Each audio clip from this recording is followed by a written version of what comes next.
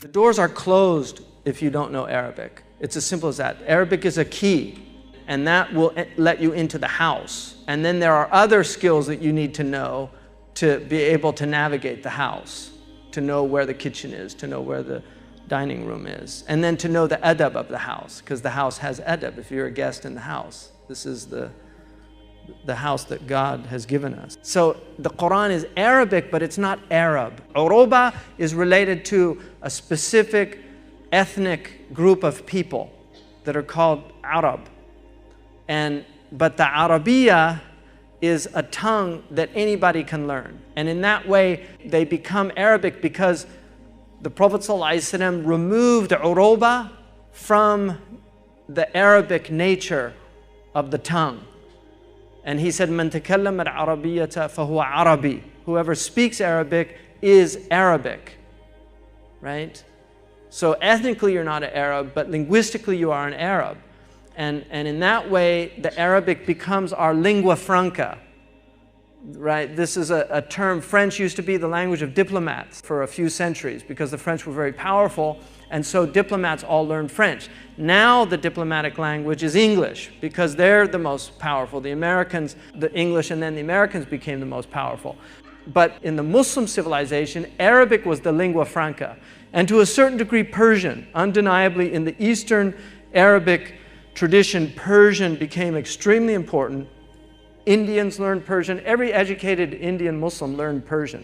Urdu, which is a hybrid language of Arabic, a little bit of Turkish, a large percentage of Persian and Sanskrit. All of these educated people in what is now Pakistan, what used to be part of India or Hind, they knew Persian. So it was part of the civilization. Many great books were written in Persian. The Sunni scholars, many of them, Ghazali wrote in Persian. He was a great stylist in Persian and Arabic. So they mastered, and they were multilingual. So Muslims traditionally were polylingual in many places. They knew more than one language. It's very important to learn more than one language. The Prophet ﷺ, what he knew just in the Arabic language is not possible, humanly possible. It's not. And in fact, the great grammarians have a qaida in Arabic. They say, لا يحيط بالعربية إلا نبي. No one can know all of Arabic except a prophet, because it's too vast as a language. For any Arab, just go online and look at Lisan al-Arab by Ibn Mandur, and just look at the word arada, the root ayn ra da. Just look at the pages of meaning that come out of that one root, and then marvel at how one human being could know that much about the Arabic language, Ibn Mandur. But he was a specialist. And so that's quite rare. So mastery of the Arabic language was very important in the Islamic civilization. And this is why in the early portion of the Islamic civilization, Muslims learned Arabic in the same way that educated Europeans knew Latin during the medieval period.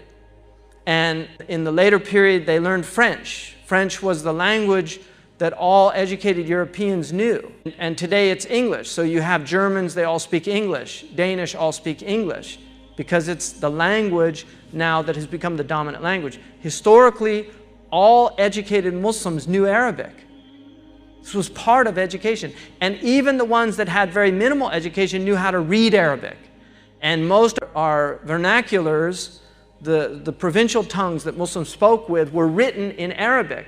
So if you look at Hausa land, for instance, the Nigerians, they're now Nigerians, but if you look at the Fulani, the Hausa, the Mandinka, the Pwele, these great clans, West Africa, their language was Arabic. And this is why we have Arabic manuscripts from slaves that came to America. They weren't writing in any of their local dialects, they were writing in Arabic. And we have proof and evidence of that. And these were not people whose first language was Arabic. They were educated West Africans who were captured unjustly and brought to the Americas as slaves. And in the Bahia Revolt in Brazil in the 1830s, their language of correspondence was Arabic. And this made it very difficult for the Portuguese because they didn't know Arabic. So these slaves that were revolting against their unjust captivity, their code language was Arabic.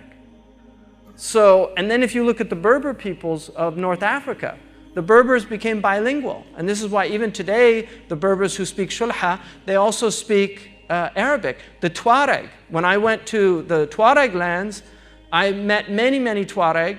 They all spoke Arabic, even though Tamashek is their language. But they all spoke Arabic because wherever Islam went, Arabic went with it. This was our lingua franca. And we have to revive Arabic as a language that binds us. We're bound now by English. This is the dominant language because the dominant culture speaks English. It's a hegemonic culture. Its media has had massive influence. I've met many, many Arabs from Gulf states who speak much better English than they speak Arabic. And this is a crisis. And I would argue that Arabic is going to be a dead language if things continue as they're going. It will become like Latin because it's a very difficult language to master. And one of the interesting things about modern Arabs, and I really believe that a lot of the problems in the Arab world is because of the Darija. Because the Darija is like Ebonics.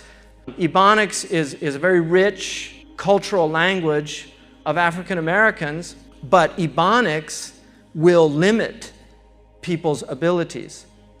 It's as simple as that. And that's why a culture that wants to keep a people oppressed will leave them in their provincial languages. They won't educate them out of those languages. They will keep them oppressed.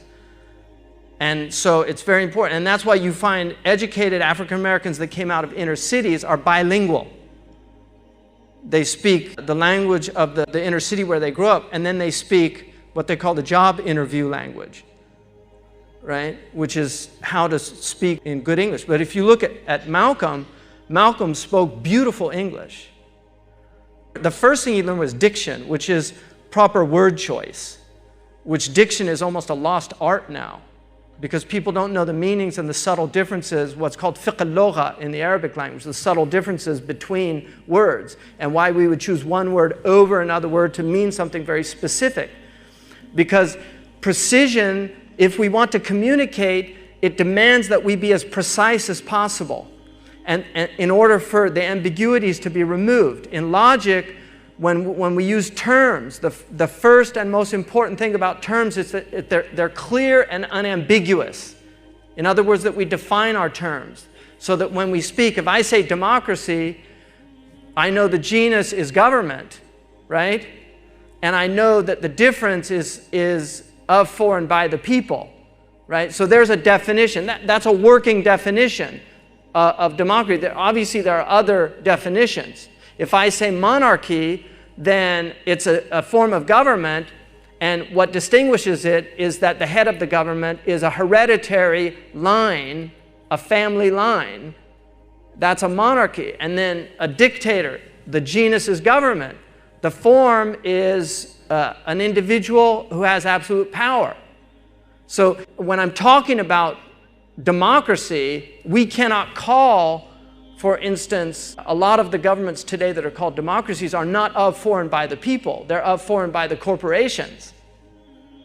So this becomes important in terms of understanding when we speak the words that we're using and what they're communicating. It's very important. So diction was traditionally taught. And that's why the first major discipline of the human being is the acquisition of words, their correct meanings, knowing 1, 2, 3, and 4, because words have different meanings in context. I'll give you an example. I read a translation of an Arabic book in which the person translated in every sentence that the word qiyas was used, he translated as syllogism. And it was a completely inaccurate translation because qiyas means syllogism, but it also means reasoning. It can mean analogical reasoning. There's different types of qiyas, istintaj, istiqra, tamthil. These are different types of qiyas. And you'll only know this by the context of the sentences. And this is where domain knowledge becomes incredibly important and very difficult for people because domain knowledge takes a long time to acquire. One of the things that my sister was criticized for was having books of Greek and Roman mythology in her curriculum for children. If you want to understand Western literature, you have to know Greek and Roman mythology. At some point or another, you will have to know Greek and Roman mythology because it's very, very important. A lot of metaphors, a lot of words are taken out of these.